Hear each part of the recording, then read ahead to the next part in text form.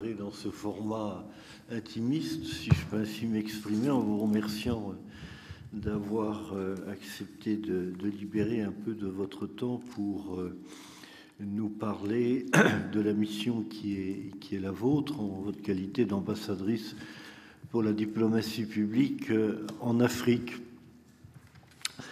Des auditions que nous avons eues jusqu'à maintenant, il est apparu assez clairement que la France avait subi des influences étrangères sur sa présence en Afrique et on pense tout particulièrement, bien évidemment, à la Russie.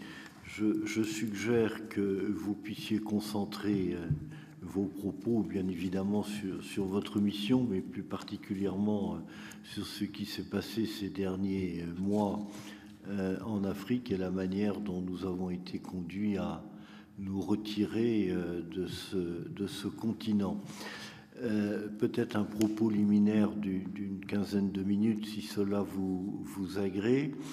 Et comme nous sommes en commission d'enquête, il m'appartient de vous rappeler qu'un faux témoignage devant notre commission est passible des peines prévues aux articles 434, 13, 14 et 15 du Code pénal. Et je précise également qu'il vous appartient, le cas échéant, d'indiquer vos éventuels liens ou conflits d'intérêts en relation avec l'objet de la commission d'enquête. Je vous invite, Madame l'ambassadrice, à prêter serment de dire toute la vérité, rien que la vérité, en levant la main droite et en disant « je le jure ». Je le jure. Je vous remercie. Cette audition fait l'objet d'une captation vidéo qui sera diffusée sur le site internet et, le cas échéant, les réseaux sociaux du Sénat, puis consultable en vidéo. Sans plus attendre, je vous cède la parole en saluant notre collègue qui vient de nous rejoindre. C'est à vous. Merci, Monsieur le Président. Monsieur le Sénateur, Monsieur l'Administrateur. Merci de me recevoir dans le cadre de cette commission d'enquête. J'espère que ce que je pourrais vous dire pourra éventuellement vous être utile, même si les liens entre la mission qui m'a été confiée par le Président de la République et l'objet de votre commission d'enquête ont une petite intersection, mais ce n'est pas la totalité, et ne peut sans doute vous intéresser qu'un peu à la marge. La mission qui m'a été confiée et dont je vous ai adressé la lettre de mission, effectivement part du constat des difficultés que nous rencontrions en Afrique. Et la partie qui m'a été confiée repose sur la partie diplomatie publique, c'est-à-dire que je n'ai pas été chargée de modifier notre stratégie ou notre diplomatie, mais de m'assurer que la stratégie telle qu'elle avait été définie par le Président de la République, à la fois dans le discours de Ouagadougou, puis à travers les échanges avec la société civile au sommet Afrique-France de Montpellier, puis dans ces différentes expressions qui ont tenté de poser une nouvelle stratégie, eh bien, mon rôle était de déterminer, de formaliser ce narratif, de sorte que l'ensemble de nos postes puissent se l'approprier et, en changeant notre façon d'exprimer les choses et de dire les choses, être plus proche, plus fidèle à la façon dont nous avons changé et la façon dont nous faisons les choses en Afrique. Donc la première dimension de ma mission était de déterminer ce nouveau narratif, finalement de le formaliser. Je ne sais pas si cela vous intéressera de savoir quel a été ce nouveau narratif. Il se lit totalement en creux à travers les différentes interventions, à la fois du ministre des Affaires étrangères et du président lorsqu'il intervient sur l'Afrique, mais il s'agit globalement de décomplexer notre narratif et d'être dans une plus grande transparence en ce qui concerne notre relation entre les différents pays d'Afrique et la France, de rappeler évidemment que c'est un choix, que nos relations avec chaque pays, nos relations bilatérales relèvent d'un choix de part et d'autre, et qu'on peut choisir d'être partenaire, comme on peut choisir de ne plus l'être, et on étant à la fois la France et le pays partenaire. De rappeler évidemment aussi que la France est partenaire avec la plupart des pays du monde, et en Afrique avec tous les pays d'Afrique, et pas seulement l'Afrique francophone. Et que le tropisme Afrique francophone donne une image de la relation entre la France et le continent qui est totalement biaisée, puisque plus de 45 pays d'Afrique subsaharienne, 3 avec lesquels on a quelques difficultés, mais plus de 40 avec lesquels la relation se passe extrêmement bien. Des accords sont signés en matière de relations commerciales régulièrement, en matière de coopération culturelle, d'enseignement du français, et cela en toute intelligence dans des pays dans lesquels nous ne sommes pas les seuls partenaires. Nous sommes évidemment partenaires au même titre que de très nombreux pays de l'Union européenne, de très nombreux pays du G7, ce qu'on appelle les like-minded, et puis évidemment aussi en matière commerciale, ces pays accueillent ont des contrats avec des entreprises de pays qui ne sont pas forcément like-minded, mais avec lesquels ça ne pose pas particulièrement de difficultés. On doit assumer nos cibles, donc on s'adresse, comme la diplomatie l'a toujours fait traditionnellement, aux chefs d'État et aux membres du gouvernement, mais on s'adresse aussi à la société civile à travers les associations, les ONG que nous soutenons dans des projets, parce que, en tant qu'association, comme en France d'ailleurs, le tissu associatif présente cet avantage d'une grande proximité du terrain et d'une grande connaissance du terrain sur des domaines que le public ne peut pas forcément servir. Et puis nous nous adressons aussi à la diaspora, aux très nombreux Français et Africains ou Africains vivant en France.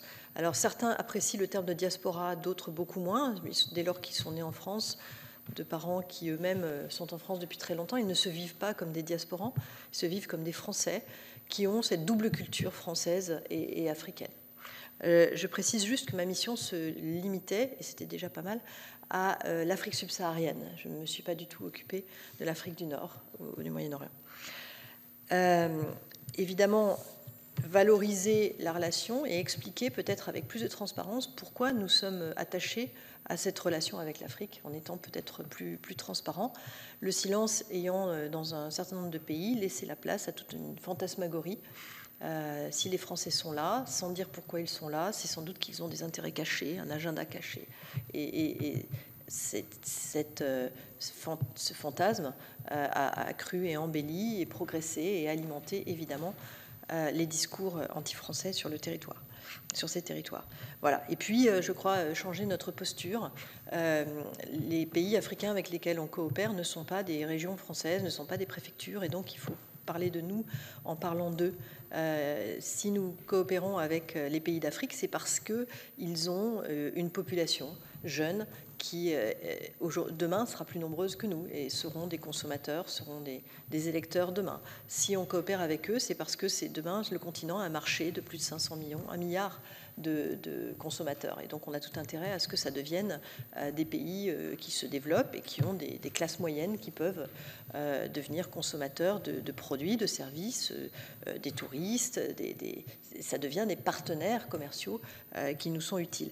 Mais c'est important de valoriser ce que nous apprécions dans ces pays-là et ne pas seulement être dans un dialogue chargé d'asymétrie postcoloniale. La France vous aide, la France finance, la France fait ci, la France fait ça.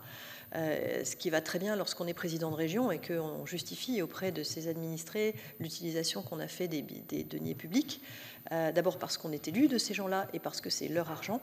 Mais lorsqu'on est en Afrique, on ne peut pas communiquer de cette façon-là parce que ce sont des frais. Donc, à un moment donné, l'État va rembourser parce que les initiatives que nous finançons, les projets que nous finançons, à l'initiative de ces projets-là, eh bien, il y a l'État ou il y a les collectivités territoriales. Et donc, on ne peut pas s'arroger ou laisser entendre à travers simplement la grammaire de notre expression que ce serait nous qui serions à l'origine de ces projets. Et puis, bien sûr qu'on en tire un bénéfice. Bien sûr qu'il y a un intérêt pour nous à court terme et à moyen terme, et ça, il faut le dire de façon extrêmement transparente, faute de quoi, eh bien, tous les narratifs fantasmés vont avoir l'occasion de se développer. Donc, une fois que ce nouveau narratif a été posé et validé, il a fallu s'assurer que les postes, les ambassades en disposent Et dans un ministère qui a une culture de l'élément de langage, là, nous n'étions pas dans l'élément de langage, on était dans l'élément de posture, dans la recommandation d'attitude, dans la recommandation de ton, la recommandation de façon, de façon de dire plus que de quoi dire. Et donc, la suite de ma mission, à partir du moment où ce narratif a été validé, a été d'aller dans un certain nombre d'ambassades pour voir comment on pouvait mettre en œuvre ce narratif dans le contexte précis de ces différents pays. Et donc, j'ai eu l'occasion de me rendre au Cameroun, en Guinée-Conakry, au Togo, au Sénégal, en Ouganda, au Tchad, au Congo-Brazzaville, des pays qui sont tous très différents, et dans lesquels la mise en œuvre de ce narratif, les médias à travers lesquels on allait mettre en œuvre ce narratif, étaient différents. Et donc, ça permettait d'accompagner les postes dans cette mise en œuvre. C'est un exercice extrêmement nouveau qui a été demandé à nos ambassades et à nos ambassadeurs de communiquer sur des réseaux sociaux, de communiquer dans les médias, de communiquer en utilisant les médias les plus diffusés. Dans certains pays, les réseaux sociaux sont extrêmement développés. Dans certains pays, c'est plutôt Facebook, dans d'autres, c'est plutôt Instagram ou Twitter, dans d'autres, c'est TikTok. Et puis, dans certains pays, le taux d'accès à Internet étant très faible, ça reste les radios et la télévision. Et donc, s'exprimer, communiquer sur ces médias-là, c'est un exercice différent et pour lequel il faut voilà, il y a un virage à prendre, il y a une évolution à engranger et accompagner nos ambassades dans ce domaine-là. Ça a été un peu ce que j'ai essayé de faire, mais c'est aussi le rôle de la DCP et c'est aussi à terme le rôle de cette école de formation à la diplomatie que d'intégrer cette dimension-là. Évidemment, poser un narratif positif était indispensable, faire comprendre ce que nous faisions là était indispensable, parce que, je le disais, la nature a horreur du vide, et dans le vide s'est insinué des contre-narratifs. Alors, certains qui sont de grandes anciennes, qui existent depuis très longtemps, le CFA, monnaie coloniale, qui servirait pour la France à tirer les ficelles, la France qui pillerait les ressources, voilà, enfin bref, les grandes fake news qui prospèrent et qui perdurent. On peut les débunker régulièrement, elles reviennent régulièrement. Mais tout un tas de nouveaux contre-narratifs, de nouvelles histoires, de nouveaux fantasmes. L'exemple que le ministère des Armées, si vous l'auditionnez, pourra vous donner avec plus de détails, ça a été le faux charnier de Gaussy. C'est-à-dire que, puisque mentir ne suffit plus, on fabrique des preuves. Alors, grâce à l'intelligence artificielle, on peut fabriquer des fausses vidéos, on peut fabriquer des fausses photos, mais là, on avait la fabrication physique d'une fausse preuve, d'un faux charnier, que par chance, on a pu débunker grâce à un drone qui a pu filmer le making-of de cette fausse preuve. Je ne sais pas comment on peut dire le making-of, c'est un peu comme voilà, les coulisses de la fabrication de ce film qu'ils envisageaient de diffuser pour dire, regardez, les Français ont laissé derrière eux un charnier, et par chance, on a pu montrer comment ce charnier avait été fabriqué de toutes pièces pour essayer de nous être reproché. Mais pour une opération comme celle-là qu'on a pu débunker et qu'on a pu démontrer combien elle était fausse, combien de fausses vidéos, de fausses informations sont diffusées que nous n'avons pas forcément le temps matériel de débunker. Parce que dire une bêtise, mentir est extrêmement facile, puisqu'on n'a pas besoin de démontrer que c'est vrai. Il suffit de mentir. Mais pour débunker et pour démonter un mensonge, eh bien, il faut pouvoir donner des chiffres, il faut pouvoir donner des éléments tangibles, et ça prend beaucoup plus de temps. Donc, la première chose, évidemment, c'est d'identifier ces fausses nouvelles. Et ça, c'est la cellule de veille de la direction de la communication et de la presse, mais aussi du service ASO au ministère des Armées, qui surveillent et suivent ce qui se dit en source ouverte sur les réseaux sociaux, comme nouvelles fausses news. Donc, par exemple, très récemment, c'était depuis que l'élection au Sénégal a porté au pouvoir Diomaye Faye, eh bien, les entreprises françaises vont désormais payer leurs impôts au Sénégal. Ça a toujours été le cas, Mais voilà, c'était une fausse news. Ça fait par exemple également toutes les nouvelles qui consistent à essayer de faire croire que les pays du Sahel se portent économiquement et en termes de sécurité beaucoup mieux depuis l'arrivée des juntes au pouvoir. Donc ça, évidemment, c'est difficile à démonter. Alors c'est facile à démonter quand, par exemple, l'affaire sur le Sénégal, c'est assez facile, mais sur le Sahel, dès lors que nous n'y avons plus vraiment de présence et de possibilité d'avoir accès aux informations pour pouvoir montrer que tout cela est faux, c'est beaucoup plus difficile. Mais donc la première chose à faire, c'est de veiller et d'identifier quelles sont ces fausses nouvelles, quelles sont ces fausses vidéos, ces cartoons. Alors quelquefois c'est des cartoons, mais ça procède du même drumbeat, du même roulement de tambour permanent.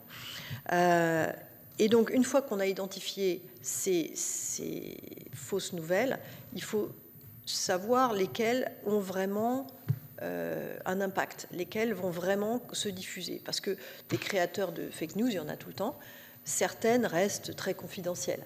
Donc il faut identifier celles qui vont avoir effectivement un impact et toucher beaucoup de monde et qu'on va pouvoir, qu'on a intérêt à démonter.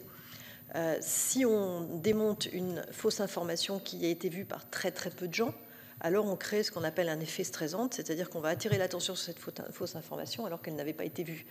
Donc il faut d'abord identifier l'ampleur de cette diffusion. Et là, vous avez rencontré Viginum qui a pu vous expliquer comment ils peuvent identifier l'amplification artificielle de ces fausses informations par des fermatrolls qui vont commenter, enfin qui vont donner plus de visibilité par des interactions avec les publications et faire monter la visibilité de ces publications dans les réseaux sociaux par la simple mécanique des réseaux sociaux. Et ensuite, une fois qu'on a identifié donc des fausses nouvelles qui sont largement diffusées et qui sont en train de devenir virales au sens des réseaux sociaux, alors on doit créer un contre-narratif et débunker, c'est-à-dire fournir des arguments à la fois à nos ambassades, mais aussi à la direction de la communication pour pouvoir démonter ces fausses informations. Bien entendu, le mensonge prend l'ascenseur, la vérité prend l'escalier. Donc, par construction, même si vous avez des arguments massus pour démonter une fausse information, c'est extrêmement difficile de toucher tous les gens qui ont pu être concernés par cette fausse information. Typiquement, toutes les allégations concernant le franc CFA, depuis 2019, nous n'avons plus de siège à la Banque centrale de Dakar pour la partie CFA Afrique de l'Ouest. Nous n'avons plus les réserves de CFA d'Afrique de l'Ouest au Trésor français. Ça a été restitué. Nous avons coupé les liens que nous avions avec le franc CFA d'Afrique de l'Ouest. Eh bien, une grande majorité d'Africains de l'Ouest l'ignorent et continuent à penser que les pays d'Afrique de l'Ouest placent leurs réserves en France. D'ailleurs, confondent placer les réserves et payer une taxe. Puisque placer les réserves leur rapportait des intérêts. Et donc, vous pouvez débunker, répéter en permanence les évidences. Et c'est des choses qui continuent à être diffusées. L'ensemble des missions, aujourd'hui, j'ai évoqué la DCP, j'ai évoqué ASO. Une grande partie des missions qui étaient les miennes ont été assez naturellement reprises par ceux dont c'était normalement la mission pérenne. Donc la DCP s'est dotée d'une sous-direction qui s'occupe précisément d'influence. Le ministère des Armées s'est doté d'un service ASO, je crois que vous l'entendrez.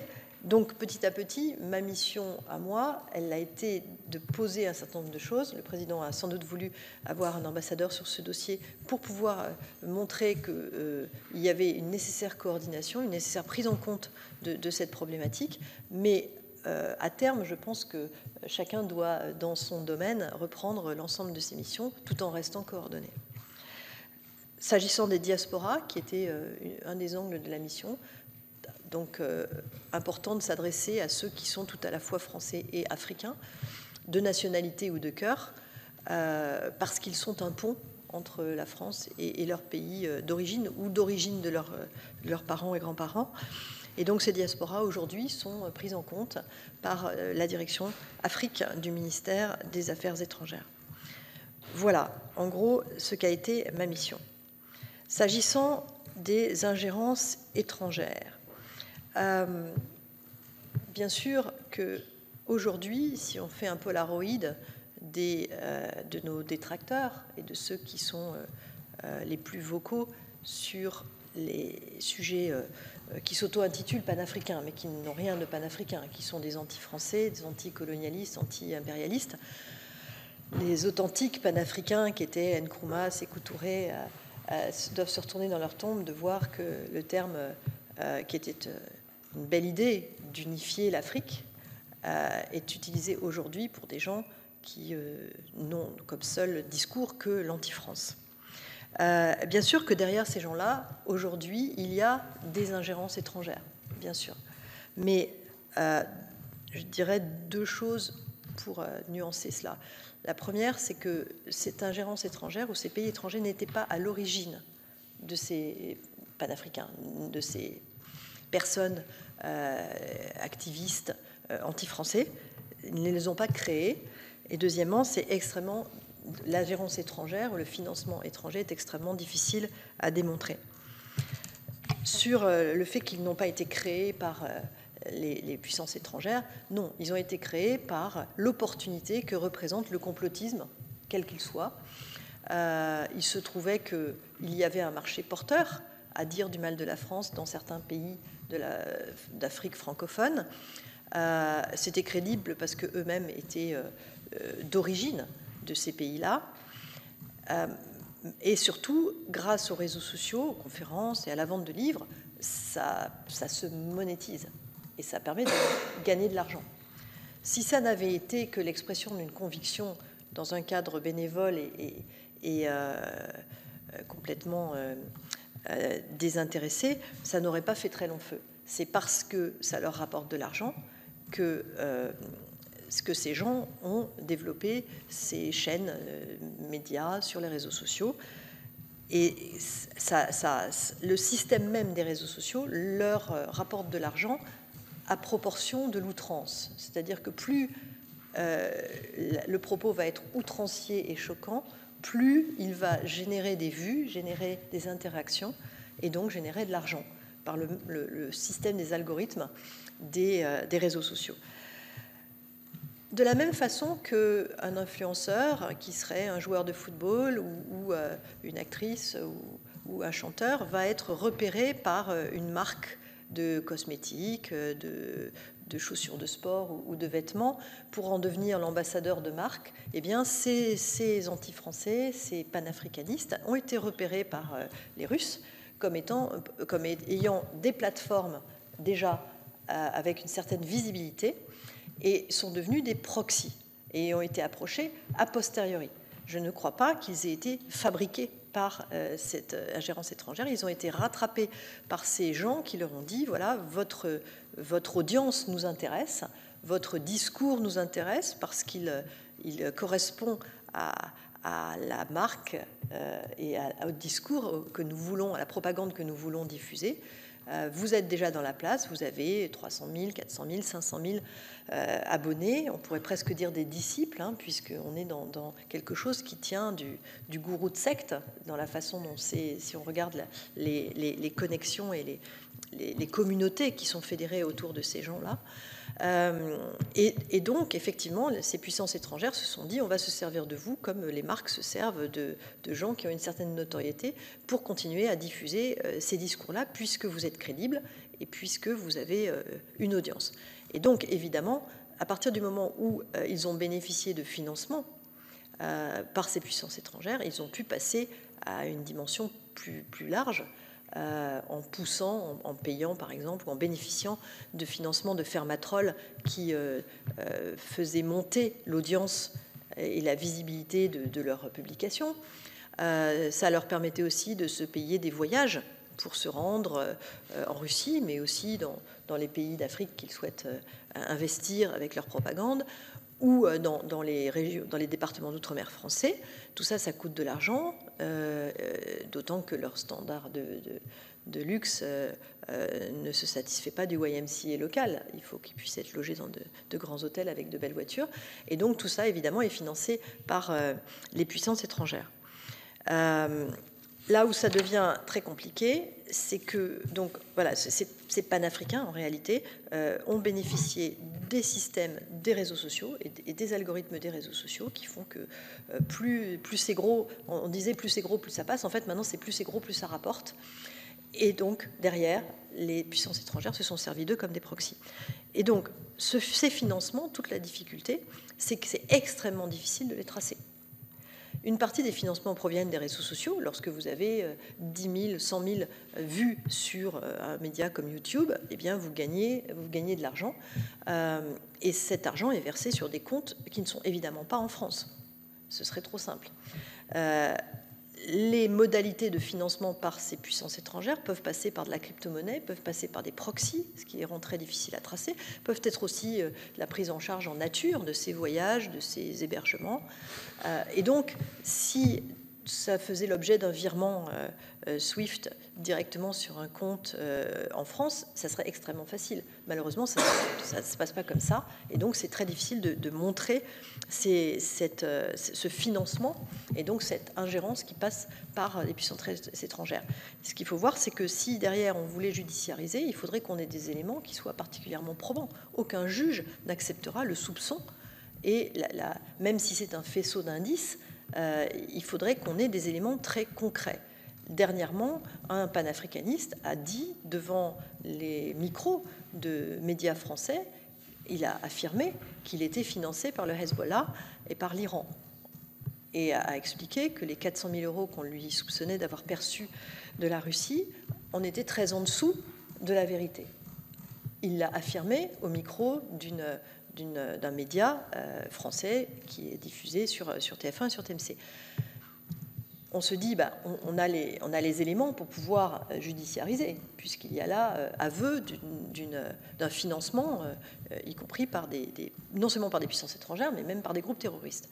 Eh bien, à l'étude de la plainte que nous aurions pu déposer, l'analyse juridique qui en a été faite, c'est qu'il suffirait à ce monsieur de dire que, mais non, il plaisantait, et qu'il n'y a d'ailleurs aucune preuve matérielle de ce financement pour que le juge classe l'affaire.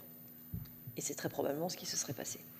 Donc on voit bien que c'est extrêmement difficile, quand bien même il y a un aveu, quand bien même c'est pas un aveu, il s'est vanté d'eux, ça ne suffit pas pour convaincre un magistrat dans un état de droit qu'il y a un financement par une entreprise étrangère. Il faudrait des preuves, et ça c'est extrêmement difficile. Alors aujourd'hui, comment on peut faire pour gérer ces gens-là, dont on sait qu'ils sont des proxys aujourd'hui de puissances étrangères? On sait aussi que leur impact de leur propagande, ça n'est pas juste dire du mal. Dire du mal est finalement quelque chose d'assez français. Molière disait que sans la liberté de blâmer, il n'était point d'éloge flatteur. Donc voilà, ça fait partie de notre gauloiserie. Pour autant, là, on n'est plus dans le dire du mal. On est dans le drumbeat, dans cette espèce de martèlement permanent, un peu comme la comparaison est peut-être excessive, mais la radio d'Émile Colline, où à force de dire aux gens à bas la France, mort à la France dégage, les Français, etc., eh bien, on se retrouve avec des ambassades attaquées, on se retrouve avec des Français qui, dans certains pays francophones, sont attaqués et molestés. Alors, quelquefois, ils ne sont pas français, mais ceux qui les attaquent ne le savent pas, et leur disent « retourne en France » avant de réaliser qu'ils étaient hollandais. Mais bon, ça se ressemble. Aujourd'hui, on voit bien qu'il y a un impact de ce discours violent, agressif, mensonger, anti-français. Mais pour le démontrer, il faudrait qu'on puisse démontrer une corrélation sans l'ombre d'un doute entre ce qui est dit par ces gens-là sur ces réseaux et les mouvements de foule qui ont attaqué nos ambassades ou nos instituts français au Burkina ou au Niger. Et malheureusement, ça c'est très difficile à démontrer. Donc, comment est-ce qu'on peut faire cesser ces gens-là, ou en tout cas essayer de diminuer leur impact? En réalité, le seul moyen, c'est d'assécher leur possibilité de monétiser. En gros, c'est de taper au portefeuille, parce que leur seul intérêt, c'est celui-là, c'est de gagner de l'argent. Et donc, si on arrive à trouver des leviers qui les sanctionnent financièrement et pécuniairement au prorata du nombre de vues au prorata de leur audience sur une publication, là, effectivement, ça deviendra beaucoup moins rentable et il faudra qu'ils trouvent autre chose. Ils vendront peut-être des faux médicaments, des bains de siège à la menthe pour soigner le cancer, mais en attendant, ils feront un peu moins de panafricanisme anti-français. Aujourd'hui, on est coincé parce que pour judiciariser, et encore une fois, dans un état de droit, c'est bien normal, il faut des preuves, et donc on ne peut judiciariser que sur la base de la diffamation, l'injure publique, l'incitation à la haine. Encore faut-il que ces éléments soient constitués dans leur publication. Ce qui nécessite pour la DCP, par exemple, au ministère des Affaires étrangères, des heures et des heures d'écoute et de transcription de ces diatribes logorées insupportables pour identifier si par hasard, dans une phrase, tout à coup, il n'y aurait pas quelque chose qui relève de l'incitation à la haine ou de la diffamation. Mais on voit bien que c'est un peu faire tomber Al Capone pour fraude fiscale. On est un peu à la marge. Aujourd'hui, dans l'état du droit, la liberté d'expression étant le principe et les limitations étant extrêmement encadrées, et sans doute à juste titre dans un état de droit et une démocratie, on voit bien que mentir en voulant nuire aux intérêts de la France et pour des fins commerciales ne peut pas être sanctionné en tant que tel. Il n'y a pas de levier juridique pour sanctionner en tant que tel. Voilà, j'ai peut-être été un peu longue, je vais essayer de répondre aux questions si vous en avez. Merci, Madame l'ambassadrice. Si j'ai bien compris, vous considérez que votre mission, elle a vocation à se terminer assez rapidement, puisque vous dites que vous avez été nommé pour sensibiliser les postes, et donc que c'est eux qui doivent prendre le relais. Vous nous direz peut-être à quelle échéance vous voyez ça, et si vous considérez que les postes sont armés aujourd'hui pour prendre le relais. Mais je voudrais revenir sur un point. Vous avez beaucoup parlé du narratif, du contre-narratif, de décomplexer notre narratif. Et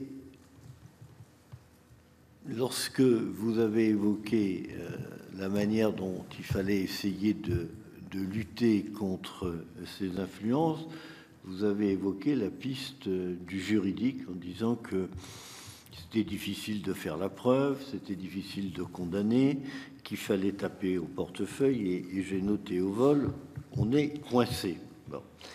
Et donc, ma question, elle est la suivante. Est-ce que nous ne sommes pas en face, entre guillemets, de personnes qui ont des procédés de voyous, et nous voudrions lutter contre ces voyous avec des procédés très propres de démocrates. Autrement dit, est-ce que la réponse, il faut vraiment la chercher que dans le domaine, je dirais, du juridique traditionnel? Est-ce qu'il ne faut pas être plus offensif, notamment dans le contre-narratif?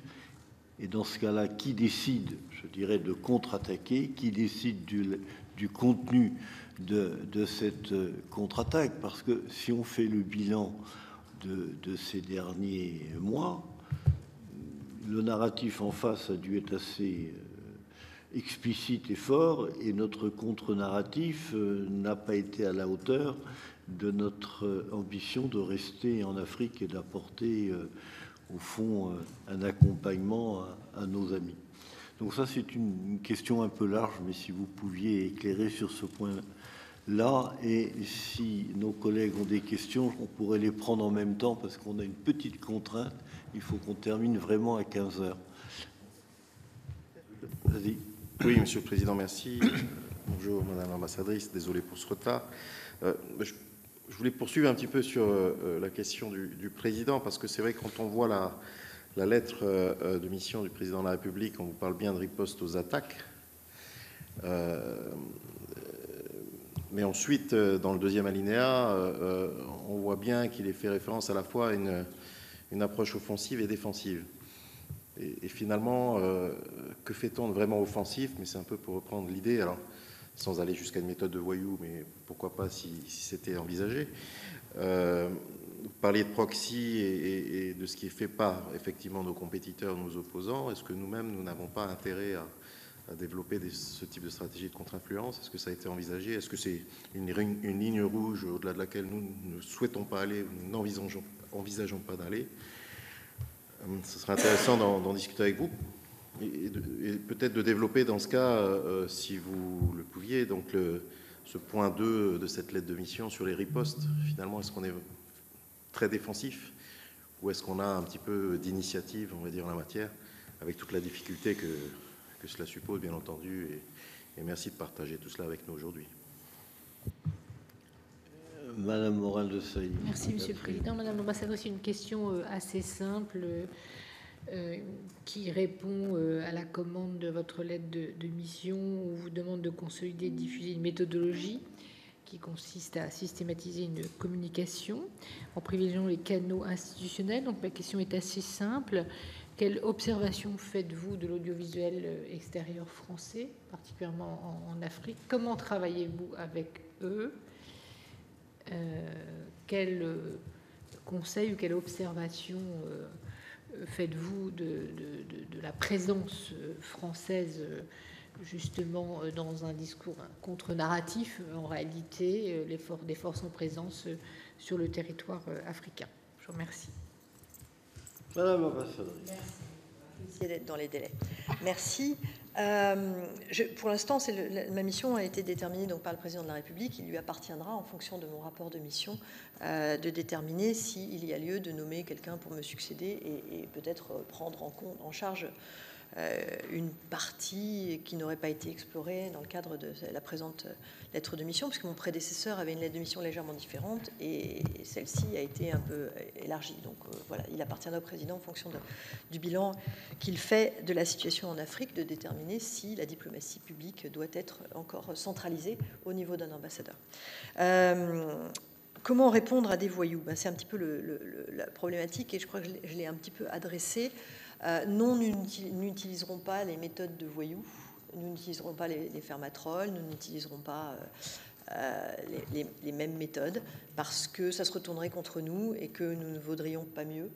En revanche, il y a de la marge de manœuvre dans ce que nous pouvons faire et de ce que nous sommes invités à faire, en particulier sur le terrain. Nous avons pris le pari de parler à l'intelligence des gens.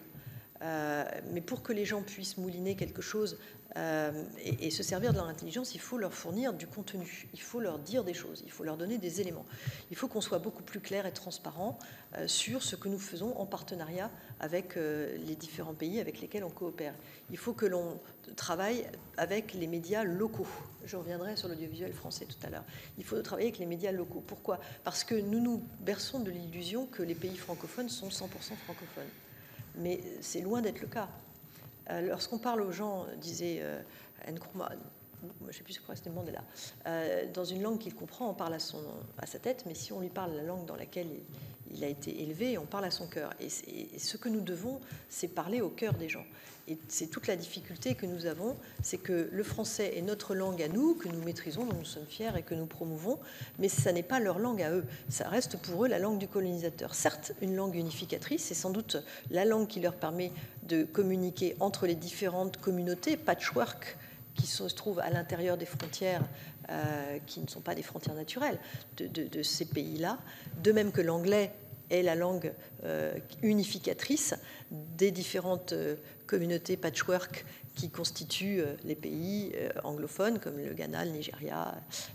Et c'est vrai que ça permet de communiquer entre ces différentes communautés, mais ça reste la langue du colonisateur. Et donc, à partir du moment où il y a une crise vis-à-vis de la France, eh bien, il y a une crise vis-à-vis de la langue française aussi. Et donc, s'appuyer sur des médias locaux et s'assurer que les messages que nous voulons faire passer puissent passer dans des langues en utilisant les radios communautaires, en utilisant les langues communautaires, c'est extrêmement important. Je peux vous faire part de l'expérience qui a été la mienne au Ghana et qui sans doute a motivé le président de la République à me demander de transposer ça autant que faire se pouvait dans les différents pays avec lesquels on est partenaire. au Ghana, j'avais monté une émission de télévision de 2 fois 13 épisodes, qui était certes en anglais, mais qui, pour parler au cœur des gens, avait systématiquement un invité qui était un artiste, un chanteur, une célébrité locale, qui disait, lui ou elle, j'avais d'ailleurs une parité assez... peut-être plus de femmes d'ailleurs, qui disaient leur perception de la France, que je challengeais dans des...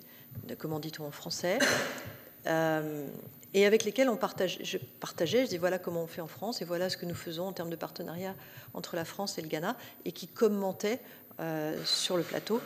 C'était leur regard en fait. Je m'appuyais sur leur regard à eux pour parler de la France. Et je crois que c'est ça qui a marché. Ce qui marche aujourd'hui, j'ai un panel qui peut être... qui peut servir de comment dire, pas d'expérimentation, mais qui donne une idée un petit peu de ce qui fonctionne et ce qui ne fonctionne pas. Plus de 150 000 followers abonnés sur Instagram et 75 000 sur Twitter.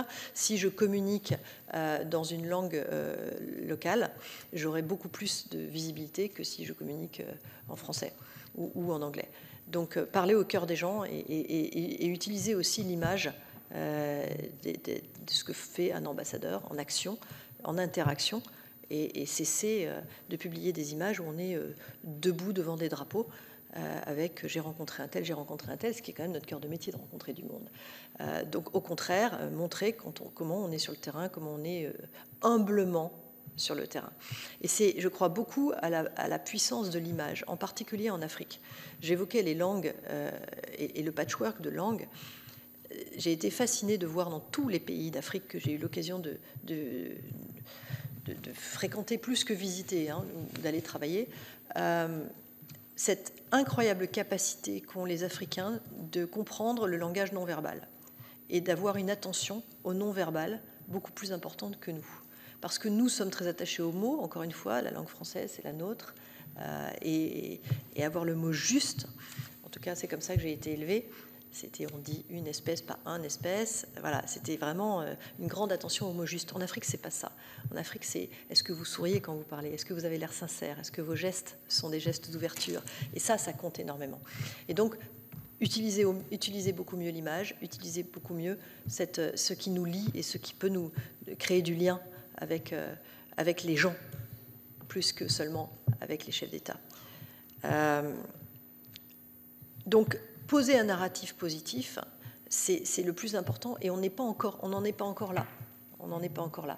Dans les pays où on l'a fait, et je vois un certain nombre de pays dans lesquels les ambassades, parce qu'ils ont eu de bons services com, parce qu'ils ont eu des gens qui étaient particulièrement sensibles. Il y a eu une jeune femme il y a quelques années en Ouganda qui a été exceptionnelle, Stéphanie Rivoal, et qui avait posé un narratif extrêmement positif. Et des années plus tard, 2 ambassadeurs plus tard, on continue à parler d'elle et à parler de l'image de la France et de la française qu'elle était.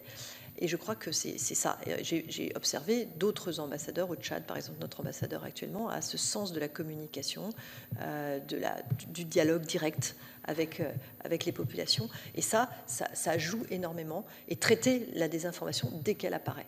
Voilà, ne pas se replier dans une sorte de déni qui consiste à dire « quand même, c'est tellement énorme, personne n'y croira ». C'est faux. Parce que des gens sont prêts à le croire. Des gens sont prêts à croire n'importe quoi aujourd'hui avec les réseaux sociaux. Donc, on ne peut plus se réfugier dans ce déni-là. Il faut réagir. Il faut occuper les médias. La nature a horreur du vide. Donc, il faut qu'on soit dans les médias. Il faut qu'on soit présent et qu'on soit humblement présent à dire voilà pourquoi on a envie de travailler avec vous. Voilà pourquoi on est heureux de travailler avec vous. On travaille sur des fouilles archéologiques. On en est heureux parce que ça nous apprend quelque chose, à nous, Français, sur l'histoire de l'humanité. Et c'est pas on vous finance des fouilles archéologiques. S'agissant de la riposte, je crois que la première des ripostes, c'est le narratif positif. À partir du moment où on arrive à faire douter les gens, et je pense que c'est ce que j'ai eu la chance de pouvoir, ce à quoi j'ai pu parvenir au Ghana, c'est qu'aujourd'hui, lorsque quelqu'un sur mes réseaux, dans le fil ou dans le fil de blogueurs qui évoquent des actions de la France, va dire quelque chose de négatif, on dit oui, mais on sait bien que la France, dans les pays francophones, etc. Je n'ai même plus besoin d'intervenir. Ce sont les abonnés qui, pendant plusieurs années, m'ont vu fonctionner, vont dire mais enfin, tu vois bien que ça ne tient pas la route. et vont eux-mêmes répondre, et vont eux-mêmes, avec leurs propres mots, parfois dans leur propre langue, répondre en disant « mais qu'est-ce que tu dis comme bêtise, tu te laisses manipuler, etc. » Et j'ai même plus besoin de répondre. Et ça, c'est vraiment, à partir du moment où vous avez donné ce narratif qui est positif, que vous faites douter, vous allez créer une dissonance cognitive où les gens vont se dire « je veux bien qu'on me dise que la France, c'est des méchants. » Mais moi, ce que je vois, c'est qu'ils ont fait cette autoroute, c'est qu'ils ont permis d'avoir de l'électricité dans cet hôpital, c'est qu'ils financent des associations et des artistes, ils font ceci. En fait, tout ce que je vois concrètement, c'est que la France nous aime et nous aide. Donc je veux bien ce narratif qui consiste à dire la France, c'est des méchants, mais ce n'est pas ce que je constate, moi, sur le terrain. Et c'est à ça que nous devons parvenir, c'est vraiment d'arriver à ce que les gens doutent lorsqu'on leur dit des choses négatives. S'agissant de l'audiovisuel extérieur français, notre audiovisuel extérieur français, il est à l'image de la France, c'est-à-dire il donne la parole à toutes les opinions, y compris celles qui vont être anti-françaises. Ce qui n'est pas, par exemple, le cas de la BBC, qui va vraiment avoir résolument pris un parti qui est de dire, voilà, la BBC va diffuser de l'information telle que nous, Britanniques, nous la voyons.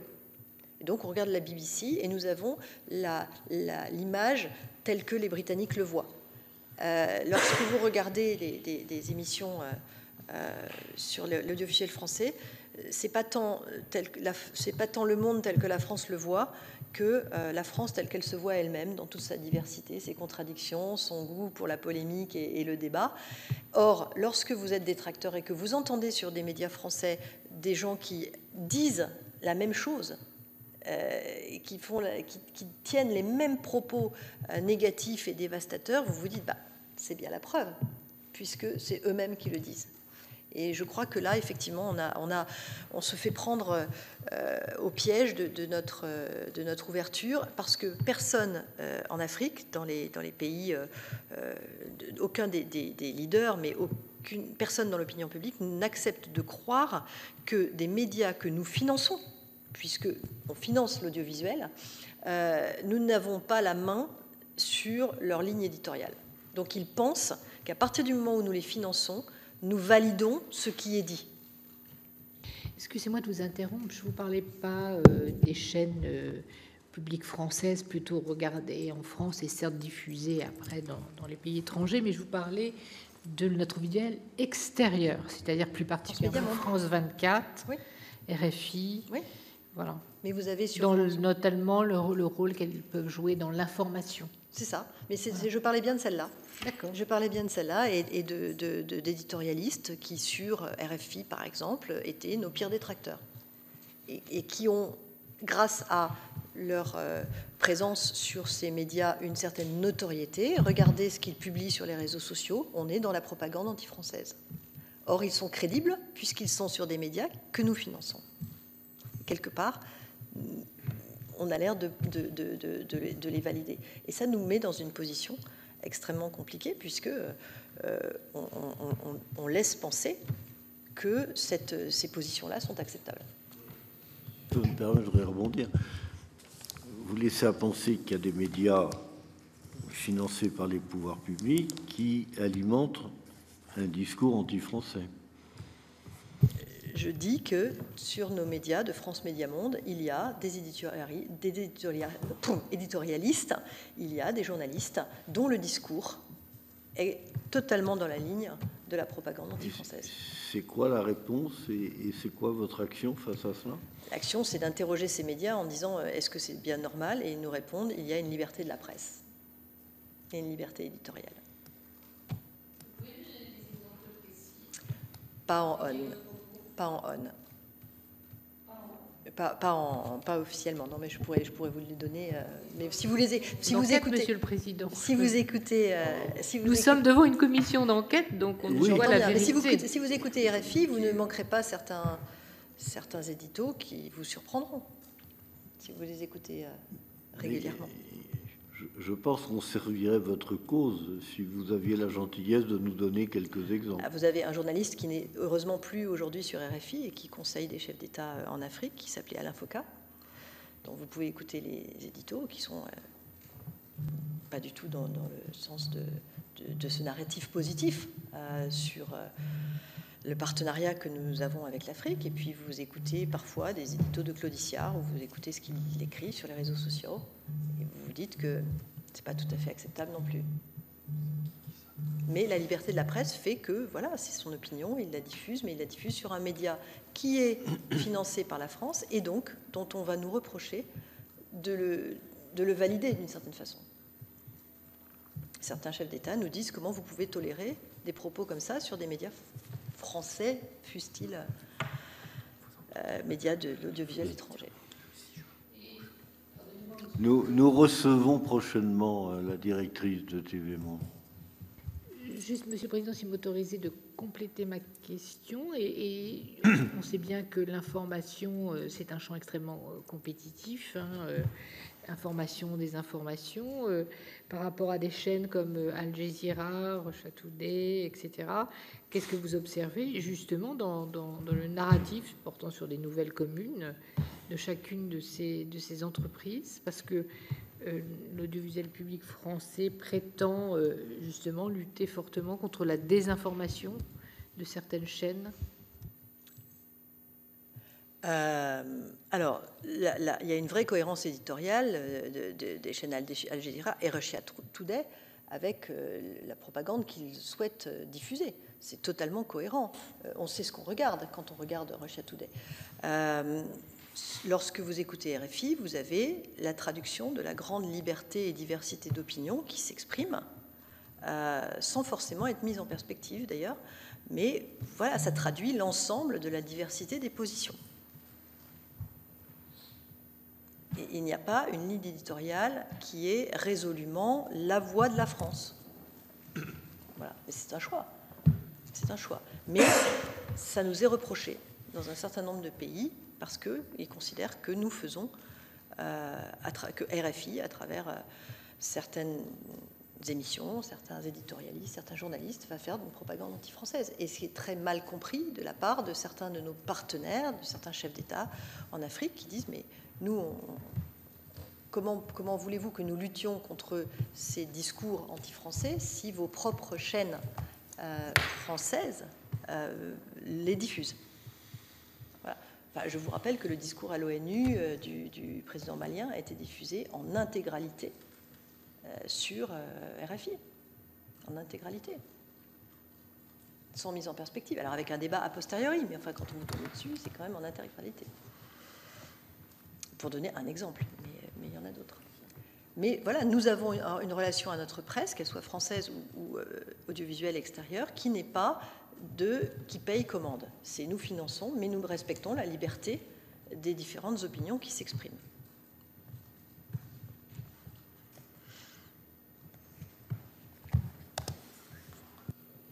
Y a-t-il d'autres questions? C'est clair? Madame l'ambassadrice, on est dans les temps. On est dans les temps. Désolé d'avoir démarré un petit peu en retard. Je vous en prie. Que nous ne soyons pas plus nombreux, mais je vous en ai donné les raisons.